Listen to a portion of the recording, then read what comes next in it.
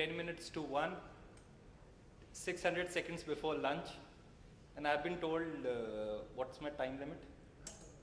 I have 10 minutes, which is 600 seconds, I think out of which I must have already consumed some 20 odd seconds. And he decided not to use his presentation. And I, still being young, I still think I'm young and I'm foolhardy. I will continue with my presentation, but with those 10 minutes. So actually when I looked at it, I said redesign, re-architecture to refocus on organizational competitiveness. And for a moment I said, what does this mean? And I thought I was the only one, and I'm happy Mr. Banerjee said, he also found that topic to be slightly perplexing. But being a consultant again, I say, never say no to anything. Now again, if you look at it, I'll just run it. Some of you were asking this question, what is People Matrix, what is Thomas International? Even we have decided to refocus, re-architecture. Over a period of time in the last 14 years, we had been working in the field of assessments, but we realized that in the last 3 or 4 years, we were doing a lot of consulting work. What was happening was we were doing diagnostic and then creating a market which we were not servicing, or over a period of time, our consultants were servicing. So we said, okay, we moved into what we call as a consulting practice, and we are very happy that now we are working with close to 100 companies out of our 1,200 clients. Another thing is, as a company, that's where our strength lies, we have never lost business. A client who works with us once continues to work with us, and people move from one organization and then they continue to work with us in other organizations. And there are people on the dais who will agree with me. Yeah. So I'm not going to do all the marketing. This is what happened to me yesterday. How many of you remember Bingo Mad Angle? All of you know what Bingo Mad Angle is, the chips. I hope I am not stuck by the Murphy's Law and this thing works. If it doesn't, all of you know.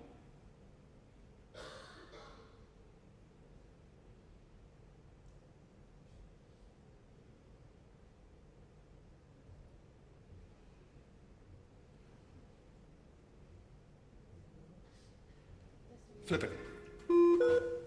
देखा, ये angle सही है. Much better, sir. Sir ये तो same. Sir घुमा के देखते हैं.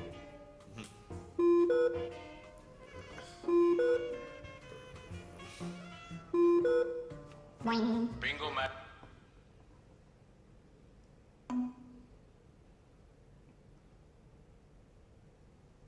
Exactly. These were my exact thoughts when I had to make this presentation.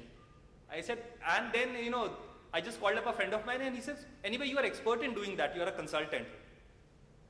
You keep on putting old wine in new bottle, then new wine in newer bottle, and so on and so forth.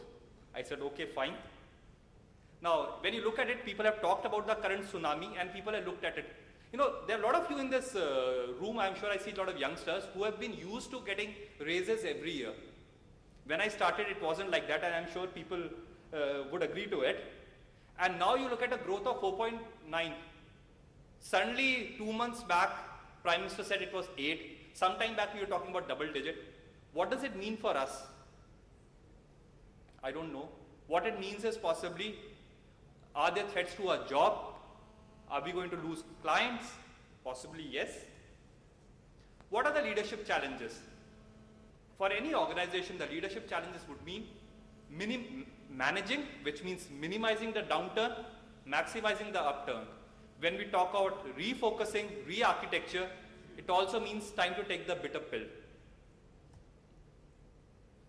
And this is Newton's law. All of us know about it. We did a survey and we also realized that what were the reasons because of which there is leadership derailment, which looked at interpersonal skills, we become arrogant. In the morning, one of the speakers said, excellence is a journey, it's not a destination. We become happy. I'm the market leader. I'm the market leader, competition is coming in. I need to rechange, I need to refocus. Now, I was fortunate to spend some time with Jim Collins in the US, and he looked at my card and he said, assessment. And then he talked about something. He said, companies which consistently give 10x returns, and if you look at it, Tata has been doing very well over there. He said, and those leaders are not more creative, they are not more visionary, they are not more charismatic, not more ambitious, not more blessed by luck, etc., etc.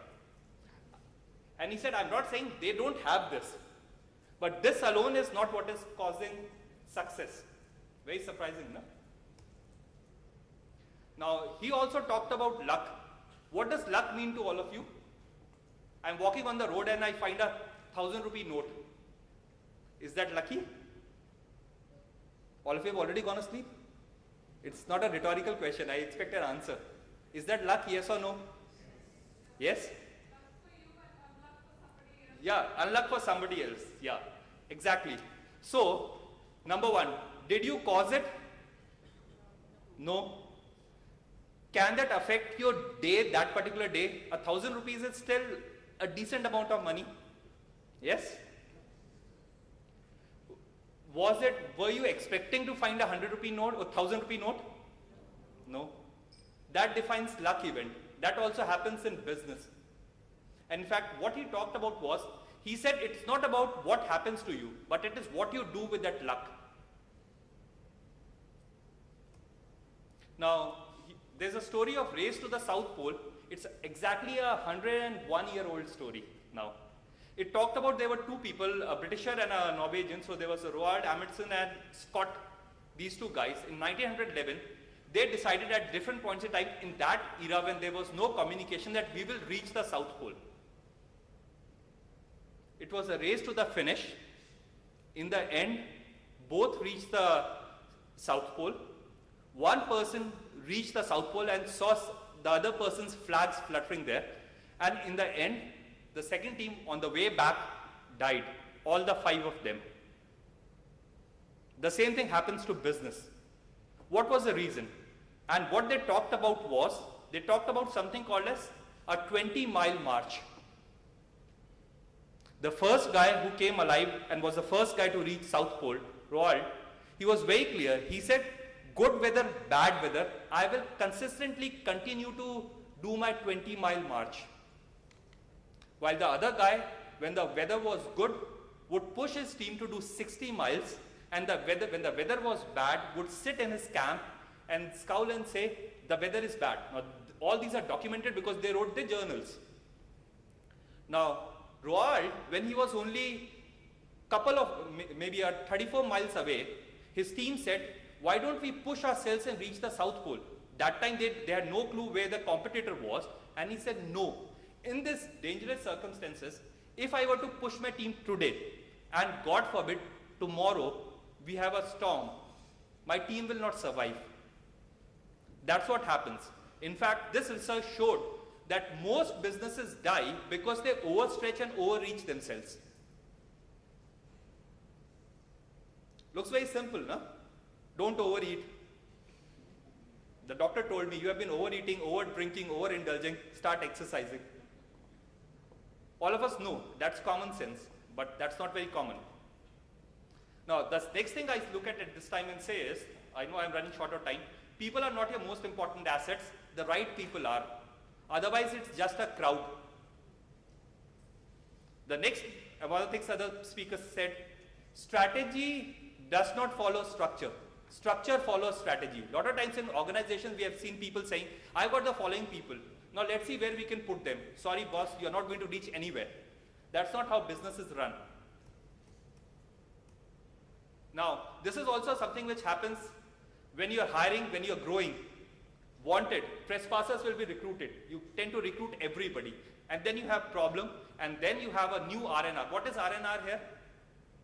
What is R&R? Unfortunately, if you do that, trespassers will be hired, it becomes in recession, you have retrenchment. Can't help it. Now what happens is, when you start hiring people, again we spoke of laws of nature, survival of the fittest, it has to happen. I need to survive and I need to run. There are hard times. I've had people who are talking and they're saying, today I have 1,000 people.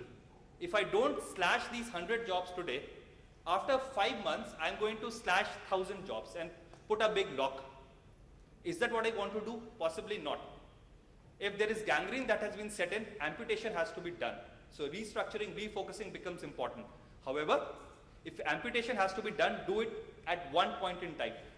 Because otherwise what will happen is, today you will sack 5 people, after a month you will sack 5 people, and then share aaya, everybody will say tomorrow it is going to be my number, and you'll lose good people also. So do it once at a time. So again, when you look at it, reducing headcount also has its limitations. Company as a brand, department does not matter. So when you have a recession, it is good time to break those barriers, silos, and make sure people take more responsibilities. Okay, one more thing. Again, a lot of times when sacking happens, bosses' favorites are never sacked. There are some people who are never sacked. So again, you can read it.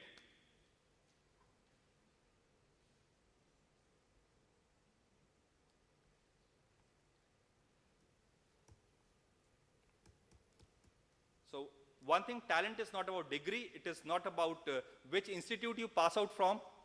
We have examples of people who have not had a formal degree. All of us have a formal degree, but that does not mean I am learned, I have talent.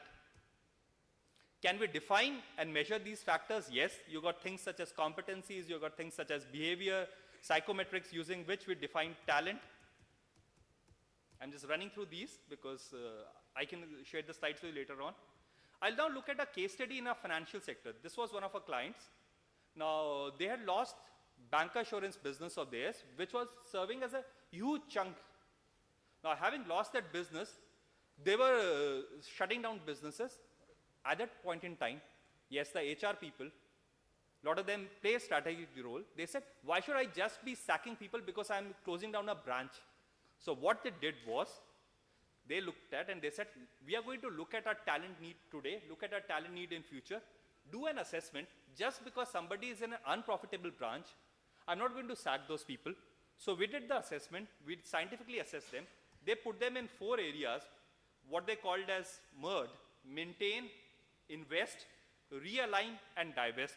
Divest for the people, they said anyway their performance is poor, they don't have the potential, I can still, I can do away with them. However, there were also certain people who were, just because of the virtue of the fact that they were in the wrong place at the wrong time, but they had potential, they moved them. And they also said, it makes business sense for me. I have hired somebody, that person has potential. If I were to sack this person, just because the person is a branch which is not performing well, tomorrow I need to hire more people when growth comes in. Can I use these people and save on my investment in training in future? Again, we had a team case study in an automotive company where originally they said, it does not matter, anybody can sell. We proved to them that, people who perform well, people who are strong performers, if you look at them and if you look at the cost and the return, it is significantly more than the non-performers. Okay, what you need to do is you need to understand and find out, when you look at all these reorganization, which quadrants do your people fit in. One of the last examples that I'll take off is a client of ours which started with making fasteners for bicycle. Over a period of time they have done well, and now they've got an order from Airbus. Now fasteners are screws. Now when I was sitting with the promoter, he said, there's a huge difference. If a fastener from a screw or a car falls, it's still okay. But you can never ever expect a fastener to come out from a Boeing. And he said, this has to be explained to my team and they can't really seem to understand it. They say, sir, I know the tolerance. I know what a Honda, what will work in a Honda. He said, but you don't know what will work in an aircraft. Because aircrafts will continue to work for 30 years. They will continue to fly for 30 years. They are built for life. Now that's where we sat and we did a lot of post-assessment work in terms of attracting and recruiting talent, because for them that was a challenge. We ensured people were given rigorous year-long working. So we followed the 70-20-10 principle where we said, okay, training is 10%. You learn, you will observe from the best of the people. And I've got a signal. And of course, 70% of the learning was on the job. So the second last slide says, the right people are your greatest assets. This was one of the previous slides.